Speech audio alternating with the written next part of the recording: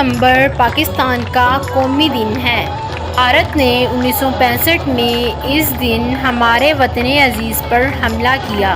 بھارت پاکستان پر قبضہ کرنا چاہتا تھا، لیکن ہماری نڈر فوج نے دشمنوں کو اس مقصد میں کامیاب نہیں ہونے دیا۔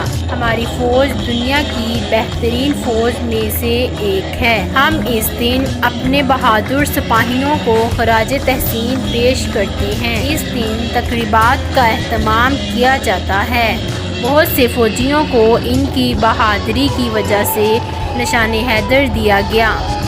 بہت سے رضاکاروں نے خود کو اس جنگ میں حصہ لینے کے لیے پیش کیا۔ میجر عزیز بھٹی، راشد منہاس اور میجر طفیل 1965 کی جنگ کے ہیرو میں سے ایک ہیں۔